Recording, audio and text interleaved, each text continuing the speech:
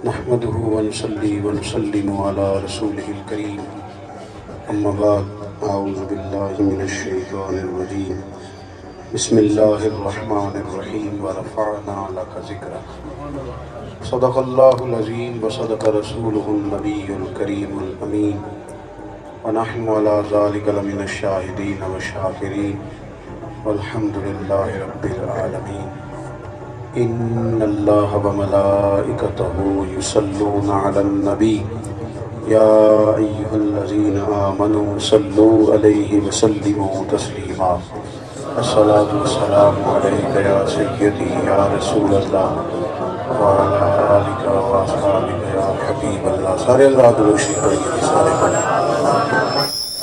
الصلاۃ والسلام علیک یا سیدی یا نبی اللہ وعلی آلک واصحابک یا حمد و صلاۃ کے بعد دنیا میں سب سے زیادہ نعتیں نبی پاک علیہ السلام کی لکھی گئی. دنیا کے اندر سب سے زیادہ سیرت کی کتابیں نبی پاک علیہ السلام کی لکھی گئی.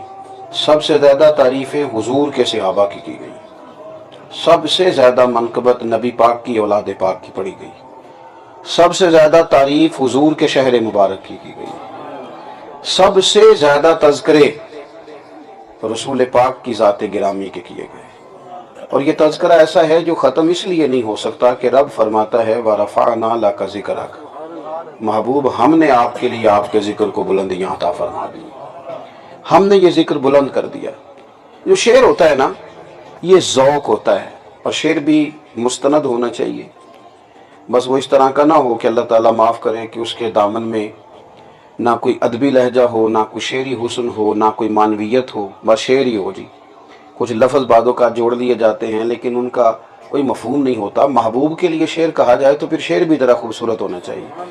لیکن شرط یہ ہے کہ شعر کہنے والا ایسا شخص ہو جو اس کے رموز سے تھوڑا سا آگاہ ہو. میں نے ایک نعت شریف کچھ دن پہلے پڑھی کسی کی، مجھے ذرا اچھی لگی. میں نے کہا میں آپ کو سناؤں. کسی نے بڑے اچھے فکرے کہے ہیں. اس نے کہا ہے کبھی درود پہن کر کبھی سلام کے ساتھ، ہوا بھی جاتی ہے طیبہ میں پر احترام کے ساتھ. کبھی درود پہن کر کبھی سلام کے ساتھ، ہوا بھی جاتی ہے طیبہ میں مگر احترام کے ساتھ. یہ ایک بات ہی کافی ہے اپنی بخشش کو، یہ ایک بات ہی کافی ہے اپنی بخشش کو. ہمارا نام جڑا ہے نبی کے نام کے ساتھ. نبی کریم کا امتی ہمیں کہا جاتا ہے، حضور کے غلام کہلاتے ہیں. یہ ایک بات ہی کافی ہے اپنی بخشش کو کہ ہمارا نام جڑا ہے نبی کے نام کے ساتھ. اب اس میں کون سی بدعت ہے مجھ کو سمجھاؤ. اب اس میں کون سی بدعت ہے مجھ کو سمجھاؤ. درود بھیج دیا ہے اگر سلام کے ساتھ، درود بھیج دیا ہے اگر سلام کے ساتھ. اور جو بات اس نے کہی حاصل کلام وہ حد کر دی. کہنے لگے گناہ گارو نہ گھبراؤ بس ان کو یاد کرو. حضور کا ذکر کرو، نبی پاک کے تذکرے کرو، حضور کی محفل سجاؤ. گناہ گارو نہ گھبراؤ بس ان کو یاد کرو. حضور ہوں گے سرے حشر ہم تمام کے ساتھ، حضور ہوں گے سرے حشر ہم تمام کے ساتھ. عزیز دوستو، نبی پاک علیہ الصلوۃ والسلام کا ذکر پاک، حضور کی باتیں، نبی پاک کا تذکرہ، یہ بہت زیادہ ضروری ہے امت کے لیے. ہم بہت ساری باتیں کرتے ہیں، اگرچہ قدرت کی تقسیم یہ ہے کہ اللہ نے کان دو دیے ہیں اور زبان ایک دی ہے. مطلب اس کا یہ بنتا ہے کہ ڈبل سننا چاہیے اور سنگل بولنا چاہیے. اس کے باوجود بھی کچھ لوگ بڑا بولتے ہیں. اور پھر یہ ہے کہ کان پر کوئی پیرا نہیں. اللہ تعالیٰ نے زبان پر پیرے بٹھائے ہیں، 32 دانتوں کا پیرا لگایا ہے. آگے 2 ہونٹ لگائے ہیں کہ ذرا اسے باہر نکالنا تو سوچ سمجھ کے نکالنا. لیکن لوگ اس معاملے میں احتیاط نہیں کرتے. بولتے ہیں تو بولتے ہی جاتے ہیں، بے موقع بھی بولتے ہیں، بے محل بھی بولتے ہیں، بے سوچے سمجھے بھی بولتے ہیں، بغیر تحقیق کے بھی بولتے ہیں، پوری بات کا پتہ بھی نہیں ہوتا پھر بھی بولتے ہیں. تو اگر کسی نے بولنا ہی ہے اور بولتے ہی رہنا ہے تو بہتر نہیں وہ حضور کی نعت بیان کرے. وہ نبی پاک کا ذکر خیر کرے، وہ حضور کا تذکرہ کرے، نبی پاک کے حسن و جمال کی بات کرے، جب اس نے بولنا ہی ہے تو وہ بولے کہ جو بولتا جائے تو اس کے نامہ اعمال میں خیر لکھی جائے، جو بات کرتا جائے تو وہ بات بھی قیامت کے دن اس کے لیے میزان عمل میں نیکی بن کے تولی جائے۔ اگر بولنا ہی ہے تو پھر کیوں نہ وہ حضور کی بات بولے۔ ایک بات تو یہ، دوسری بات یہ ہے کہ جب ہم بولتے ہیں نا کچھ جملے تو ہماری بات دوسروں پر بھی اثر کرتی ہے اور ہمارے اپنے اوپر بھی اثر کرتی ہے۔ یہ مت سمجھے کہ ہماری گفتگو کا اثر دوسروں پر ہی صرف ہوتا ہے، ہماری اپنی ذات بھی اس کا اثر لیتی ہے۔ آپ نے کبھی غور کیا ہوگا کہ جب کوئی بندہ کوئی خوشی والی بات سنانے لگتا ہے، کوئی لطیفہ سنانے لگتا ہے، کوئی مزاح والی بات کرنے لگتا ہے، کوئی ایسی بات کرنے لگتا ہے جس میں وہ ہنس پڑے گا یا سامنے والا سن کے ہنس پڑے گا، تو وہ بات ابھی وہ سنائی نہیں اس نے، وہ صرف یاد آئی ہے اسے کہ میں سناتا ہوں، تو یاد آنے پر ہی وہ ہنس پڑتا ہے اور اتنا ہنستا ہے کہ لوٹ پوٹ ہو جاتا ہے، ابھی اس نے کہیں نہیں سنائی نہیں، ابھی اس کے ذہن میں ہے۔ اور اسی طریقے سے اگر کوئی شخص ایسی بات کرنے لگے جو غم والی ہے، جو دکھ والی ہے، جو کرب والی، جس میں کسی تکلیف کا اظہار ہے، تو ابھی پوری طرح بندہ وہ بات بیان نہیں کرتا، کرنے سے پہلے رو پڑتا ہے اور اسے تسلی دینی پڑتی ہے، تشفی دینی پڑتی ہے، کہنا پڑتا ہے یار حوصلہ کر، بات تو بتا، لیکن ابھی اس نے بتائی نہیں، یاد کی ہے۔ معنی کیا ہے؟ خوشی والی بات کرنے سے پہلے ہنس پڑا ہے، رونے والی بات سے پہلے رو پڑا ہے۔ مطلب یہ ہے کہ ہماری باتوں کا اثر صرف سامنے والے پہ نہیں ہوتا، ہمارے اپنے اوپر بھی ہوتا ہے۔ یہ چونکہ ہمارے اوپر اثر ہوتا ہے ہماری باتوں کا، لہذا بہتر نہیں ہم حضور کی سیرت پاک کی بات کریں، ہم اپنے نبی پاک علیہ السلام کے ہمیشہ سچ بولنے کی بات کریں، ہم حضور کی صداقت کی بات کریں، دیانت کی بات کریں، صادق اور امین ہونے کی بات کریں۔ نبی پاک صلی اللہ تعالیٰ علیہ وسلم نے جو ہمیں طہارت کا سبق پڑھایا ہے کہ تمہاری سوچیں بھی صاف ہوں، تمہارا ذہن بھی صاف ہو، تمہارا رزق بھی پاک ہو، تمہارے افکار و خیالات بھی پاک ہوں، ہم جب حضور کی باتیں کریں گے تو باتیں ہمارے اوپر اثر کریں گی۔ جو تذکرہ ہم رسول پاک کا کرتے جائیں گے، خدا کے فضل سے اللہ تعالیٰ اس طرح کی توفیقات ہمیں بھی عطا فرمائے گا۔ اگر ہم چاہتے ہیں کہ سوسائٹی کے اندر وہ چلن عام ہو جو سیرت ہمیں دیتی ہے، جو حضور کے نقش پا سے ہمیں ملتا ہے، تو پھر ہمیں خود حضور کا ذکر کرنا چاہیے اور بار بار کرنا چاہیے۔ اور تیسری بات، بعض لوگوں کا بندہ ذکر اس لیے بھی زیادہ کرتا ہے کہ وہ محسوس کرتا ہے کہ میرا میں نہیں اس کا ذکر کرتا، وہ بھی میرا بڑا کرتا ہے۔ لوگ کہتے ہیں محبت کا جواب محبت سے دینا ہے، پیار کا جواب پیار سے دینا ہے، تحفے کا جواب تحفے سے دینا ہے۔ وہ فلاں آدمی جناب میرا تذکرہ بڑا کرتا ہے، وہ میرا کرتا ہے، تو پھر وہ مجھے دعوت دیتا ہے، پھر میں اسے دعوت دیتا ہوں، اس کے میرے بارے میں جذبات بڑے خیر کے ہیں، تو میرے دل میں بھی اس کے لیے بڑی کشادگی ہے۔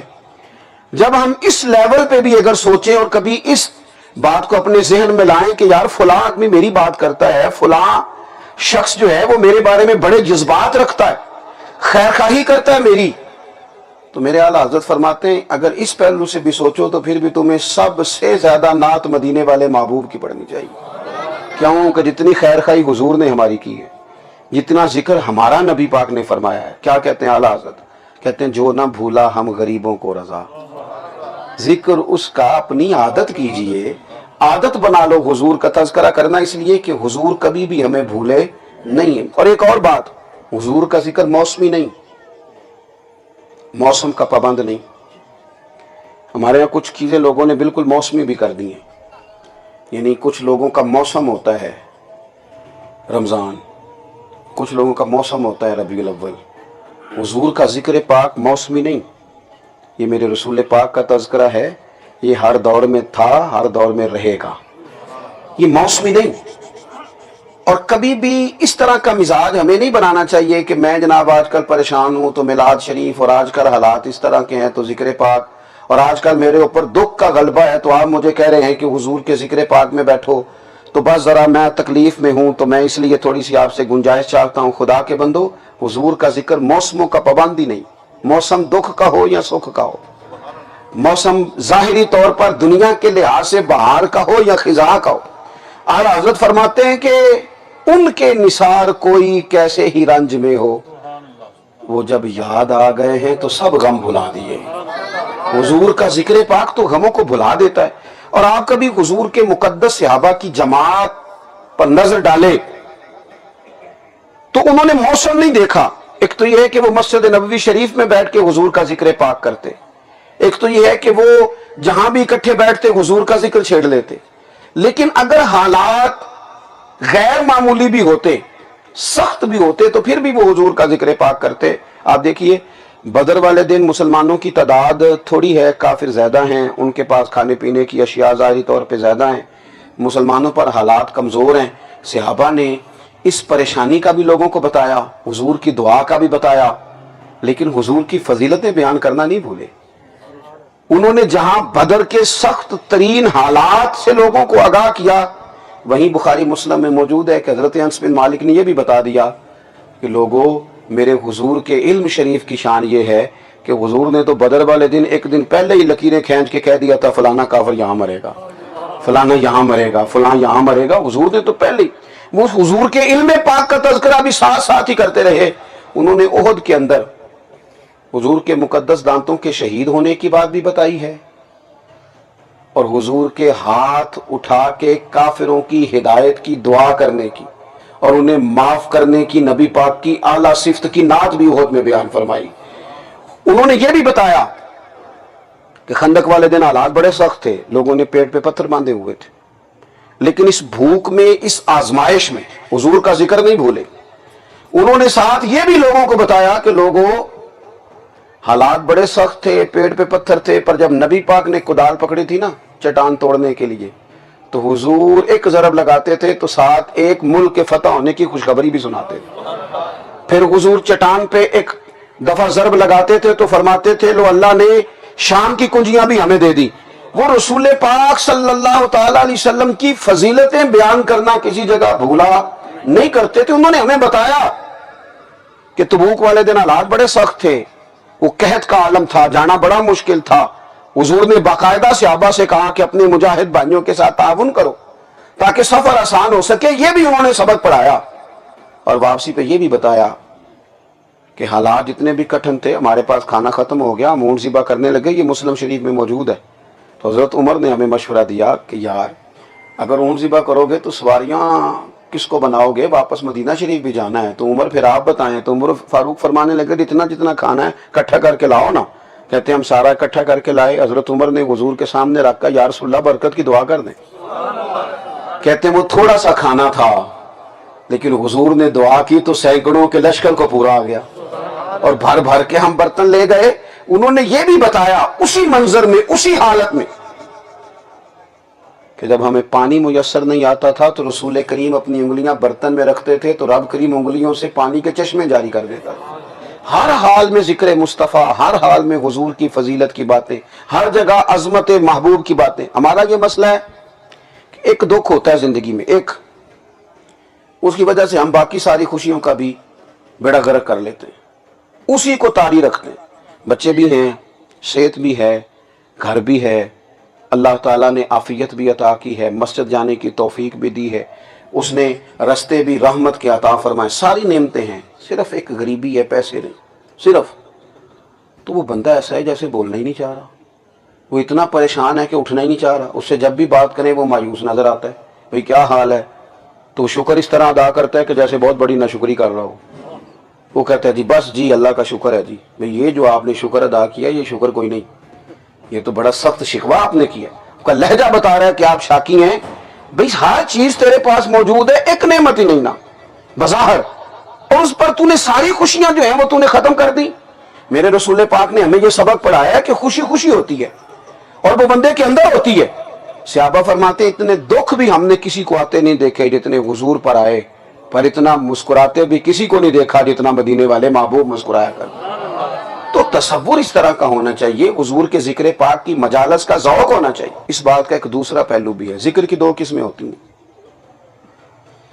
तज़किरों की दो किस्में होती हैं, किसी शख्स के बात करने की दो अक़साम होती हैं। एक होता है कि जनाब तज़किरा करना है, वो आसानी से भी करना है, वो मुश्किल से भी करना है, और एक ये होता है कि आप छेड़ दें तो सामने वाला कहता है यार थोड़ा और सुनो, थोड़ा और सुन, क्योंकि उसे ना ज़ौक़ आ रहा होता है, उसे लुत्फ़ आ रहा होता है।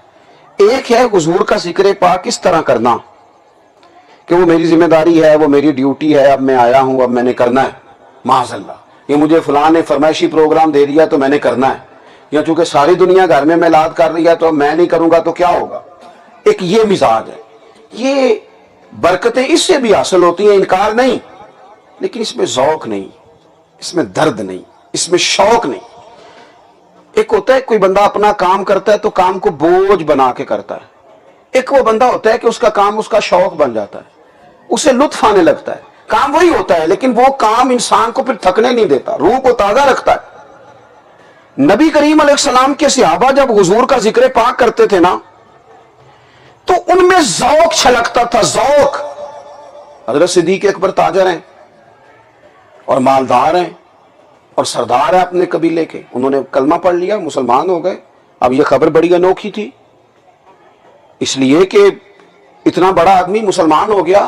ان کے جو تاجر دوست تھے وہ پریشان ہو گئے, اور وہ دوست کون کون سے تھے؟ حضرت عثمان غنی, حضرت طلحہ بن عبید اللہ, حضرت زبیر بن عوام, حضرت سعید بن زید علیہم رضوان. یہ سارے بعد میں عشرہ مبشرہ کی جماعت میں شامل ہوئے. یہ تاجر کہتے ہیں سارے کہ ہمیں پتہ چلا ابو بکر کلمہ پڑھ گئے ہیں تو ہم تو صرف تصدیق کرنے گئے, سلام لی, چائے پانی آ گیا تو ہم نے کہا ابو بکر یار خبر پھیلی ہوئی ہے کیا مسلمان ہو گئے؟ تو کہتے ہیں اس کا جواب بڑا سادہ تھا, ہاں اور نہ میں دے دیتے, لیکن ابو بکر صدیق نے ہمیں بٹھا لیا. اور پھر انہوں نے اس رنگ میں حضور کی باتیں کی, اس ترتیب سے میرے کریم کا ذکر کیا, آنا میرے دل آمنہ کے لال کی باتیں کرے. کہتے ہیں ان کی کیفیات, کبھی وہ رو پڑے, کبھی ان کی آنکھیں چمک پڑے, کبھی حضور کے اخلاق کی بات, کبھی کردار کی بات, کبھی قرآن مجید کی مبین آیات کی بات, کبھی حضور کی کلی سیرت کی بات. اس طرح سے انہوں نے کیا ہم ایک دوسرے کا چہرہ دیکھنے لگے. پھر آنکھوں آنکھوں میں ہم نے فیصلہ کیا کہ ابو بکر یار چل ہمیں بھی لے چل, ہم بھی حضور کا کلمہ پڑھنا چاہتے ہیں. پتہ کیا بات ہے, کچھ چیزیں بندے پہ طاری ہوتی ہیں, جب تک وہ طاری نہ ہو مزہ نہیں دیتی, سرور نہیں آتا, کیف نہیں آتا. میں ایک بہت بڑے زبردست عالم ایک دفعہ ملاقات کا موقع ملا, اور صحیح زبردست آدمی تھے. تو ہم نے ان سے عرض کی کہ حضور آج آپ کی تقریر سننے آئے ہیں. انہوں نے محفل میں مجمع میں کھڑے ہو کے لوگوں سے کہا آج میری طبیعت نہیں لگ رہی, میں جب تک میرا پورا دل نہ لگے میں حضور کا ذکر نہیں چھیڑا کرتا. میرے اوپر کچھ بوجھ ہے, میری قلبی کیفیت کچھ اور ہے, میرے جذبات کو ذرا وضو کر لینے دو, ذرا میرے خیالات کو دھل لینے دو, ذرا میرے تصورات پر کسی پریشانی نے بوجھ ڈالا ہے ذرا اتر لینے دو, مجھے تھوڑا موقع دو. پھر میں نے دیکھا کہ انہوں نے وضو کیا, 2 نفل پڑھے, کچھ دیر درود شریف پڑھا. پھر کہنے لگے میں نے اپنے آپ کو سمجھا لیا ہے کہ کہیں تو لوگوں کی سفارشوں پہ تو نہیں حضور کا ذکر کرنے لگا. میں نے اپنے شیخ کو دیکھا, ممبر کی طرف آ رہے تھے, تھوڑی دیر رک گئے, اور کئی دفعہ دیکھا جمعے کے وقت آتے, اب نعرے لگ رہے ہیں, لوگ جمع ہیں, آپ رک جائیں گے تو تھوڑی مشکل ہوتی ہے, تو رک جاتے. تو ایک دن کسی نے پوچھا کہ حضرت یہ ممبر شریف پر جمعے والے دن جانے سے پہلے تھوڑی دیر رک جانا, اب لوگ جمع ہیں, نعرے لگ رہے ہیں, آپ کیوں نہیں جاتے؟ تو حضرت فرمانے لگے ہزاروں کا مجمع جب دیکھتا ہوں اور ان کی آنکھوں میں اپنے لیے پیار بھی دیکھتا ہوں اور ان کے نعرے بھی دیکھتا ہوں, تو ممبر پر جانے سے پہلے تھوڑی دیر پہلے اپنے آپ سے پوچھتا ہوں کہ کہیں تو ان نعروں کے لیے تو نہیں آیا ہوا. پوچھتا ہوں اپنے آپ سے کہ کہیں ایسا تو نہیں کوئی مسئلہ کہ یہ لوگوں کا ذوق شوق, اور کہیں ایسا تو نہیں کہ تو آج یہ ذہن بنا کے آیا کہ آج میں نے کمال کر دینی. جب اپنی نیت ٹھیک کر لیتا ہوں پھر ممبر پر بیٹھتا ہوں. یہ کیفیات ان لوگوں کی تھی جو حضور کے ذکر سے لوگوں کو مول لیتے تھے. ایک بات ضرور اپنی زندگی میں طاری کریں, انسان کا شعبہ ایک نہیں ہوتا, شعبہ جات مختلف ہوتے ہیں, لیکن اس بندے کی حیثیتیں بھی مختلف ہوتی ہیں. یعنی ڈاکٹر صرف ڈاکٹر نہیں ہوتا, وہ کسی کا بیٹا بھی تو ہوتا ہے نا. صرف ڈاکٹر نہیں ہوتا, کسی کا بھائی بھی تو ہوتا ہے نا. ڈاکٹر صرف ڈاکٹر نہیں ہوتا, کسی کا شوہر بھی تو ہوتا ہے نا. ڈاکٹر کسی کا باپ بھی تو ہوتا ہے. انسان کا شعبہ ایک ہوتا ہے, اس کی حیثیتیں ایک جیسی نہیں ہوتی. وہ کسی جگہ پہ کچھ ہے, کسی جگہ پہ کچھ ہے. عالم, استاد, شیخ, مفتی, لیکچرار, یہ اپنے شعبے کے تعلق سے اگر ایک استاد ہیں, لیکن وہ سبھی کے استاد تو نہیں نا, شاگرد بھی تو ہیں نا. وہ سبھی کے پیر نہیں, مرید بھی تو ہیں نا. وہ کسی کے دوست بھی تو ہیں نا. ہم یہ کرتے ہیں کہ ہم اپنی شخصیت کے خول میں پوری طرح قید ہو کے رہ جاتے ہیں, تو ذوقی کام کئی دفعہ ختم ہو جاتے ہیں. اگر ہم اپنی شخصیت سے تھوڑا سا باہر بھی نکلیں, میں मैं आपको बड़ी दर्द से कहता हूँ, कभी कभी दिल करता है कि वो पीछे बैठ के ना कोई बंदा ना जानने वाला हो, पीछे बैठ के बंदा हुजूर की नात सुने। यार जब मतलब कभी आंसू निकल आए ना, कभी आंसू, तो लोग वो भी सोशल मीडिया पे डाल देते हैं कि पीर साहब तो रो पड़े। ओ यार ये तो पीर साहब अपनी माफी करा रहे थे, हो लेने दो, हो लेने दो, इसे भी फार सेल कर दिया। कभी बंदा पीछे बैठे, अगर कैफियत एक जैसी रहे ना हमेशा, तो फिर बंदे में खुशकी आ जाती है। देखे ना, अगर दौलत के बलबोते पे को बंदा सारा कुछ तोड़ना शुरू कर दे, तो फिर तो वो शादियां भी तिजारत हैं, मुलाकातें भी तिजारत हैं, वो तो हर जगह बिजनेस सीधा करता है। हमारे बुजुर्गों का तरीका ये रहा कि वो कुछ भी थे, वो कुछ भी तारुफ रखते थे, लेकिन वो अपना तारुफ हुजूर के साथ वाबस्ता करके खुश होते थे, हुजूर के गुलाम कहला के राजी होते। आला हजरत फलसफी भी हैं, आला हजरत बरेलवी रहमतुल्लाह अलैह मुफस्सर भी हैं, आला हजरत मुहद्दिस भी हैं, आला हजरत रहमतुल्लाह अलैह एक बेहतरीन साइंसदान है, आला हजरत मुहद्दिस बरेलवी शेख तरीकत हैं। आला हजरत की किताबें आप पढ़ेंगे तो मुख्तलिफ फनून पर आपने लिखा है, आप एक जबरदस्त मुफ्ती भी हैं। लेकिन ये सारे तारुफ वो छोड़ देते थे। पता क्या कहते थे? खौफ न रख रजा जरा, तू तो है अब्द मुस्तफा, तेरे लिए अमान है, तेरे लिए अमान है, और तू नबी पाक का गुलाम है, तेरे लिए अमान। वो अपना तारुफ हमेशा, अपना तारुफ हमेशा यही कहती है बुलबुल बागे जिना कि रजा की तरह कोई शहर बयां नहीं हिंद में वासिफ शाह खुदा, मुझे शोखिए तबे रजा की कसम। वो हमेशा अपना तारुफ इसी से कराते थे। वो कहते थे तुझसे दर दर से सग, सग से है मुझको निस्बत, मेरी गर्दन में भी है दूर का डोरा तेरा। उन्होंने सारी जिंदगी अपने आप को हुजूर का गदागर बना के वक्त गुजारा। सारे तारुफ थे, कहलाए जा सकते थे। हम जब तक अपना ये वाला तारुफ पक्का नहीं ना करा लेते कि हमारा रिश्ता रसूल पाक के साथ है, हमारा रिश्ता नबी पाक के साथ। सहाबा ने तारुफ छोड़ दिए थे सारे। वो जमीयत तब बने थे, कौम तब बने थे कि उन्होंने अपना रिश्ता हुजूर से मजबूत किया। आप जो भी हैं अपने मकाम पे रहें, डॉक्टर भी रहें, प्रोफेसर भी रहें, लेक्चरार भी रहें, आलिम भी रहें, फाजिल भी रहें, शेख भी रहें, सब कुछ रहें। पर इकबाल कहते हैं यूं तो सैयद भी हो, मिर्जा भी हो, अफगान भी हो। ये पूछने का अंदाज देखो, यूं तो सैयद भी हो, मिर्जा भी हो, अफगान भी हो, और तुम सभी कुछ हो। बताओ कि मुसलमान भी हो, बताओ कि मुसलमान भी हो। तुम्हारा ये वाला तारुफ किधर गया? ये वाला तुम्हारा तारुफ किधर गया? मैं बड़ी पहले की बात है, तो मैं एक दफ़ा गुजर रहा था, एक महफिल से हम लोग बाहर निकले, तो मैं गाड़ी में जाते ज़रा अकेला ही था, हम थोड़ा सा आगे मैं बढ़ा तो एक साहब ने पीछे से आवाज़ दी, कहने लगा ओ मिलाद वाले जा रहे थे, मिला दिए। तो हर रोज़ गुस्सा नहीं करना चाहिए, कभी कभी मज़ा भी लेना चाहिए। मैं उन्होंने आख्या, मैं कहा यार एक बारी फिर आखी, कहते मिला दिए जा रहे हैं। मैं कहा यार फिर आख, मज़ा बड़ा आ रहा। वो कहने लगा नहीं वो मौलवी साहब आपने सुन लिया है, मैंने कहा नहीं तू यार तू भावें जिड्डा मर्जी कौड़ा करके आ, जो मैनू जो मजा आ रहा तू एक बारी होर आखना, मजा तो लैन देना गल दा। उस आख्या मिला दिए जा रहे ने। मैं क्या वेखना तू मेरा तारुफ भला की कराया, तू तारुफ मेरा भला की कराया।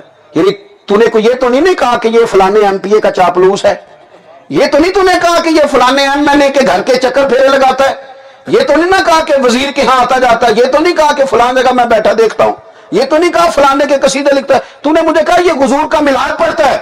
ये तगड़ा ते ताना हो रहा है कोई नहीं। जेकर यार दे नाम दा मिले लेना, ओनू झोली पा लईए पुंजे सुटिए ना। जेकर यार दे नाम दी मिले सूली, झूठा झूठ लईए पिछाटिए ना। और यार बड़े ताने देते थे लोग, बड़ी ताने देते थे, पर हुजूर के गुलाम उसका मजा लेते थे।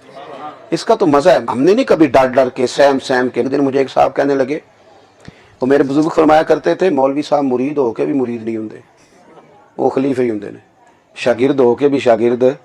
मुझे एक दिन एक साहब कहने लगे सुना है आपकी हुजूर ताजु शरीया से निस्बत है। मैं क्यों कच्ची पक्की गल क्यों करना, असी नौकर उन्होंने बच्चों के भी, असी खादम उन्होंने गली चो लंघने वाले जानवरों के भी। बरसातां विच मैं खाने की छत उत्ते बह के पीती है, मैं पहला वां उन्हां रिंदां तो जिन्हें खुली बगावत की है।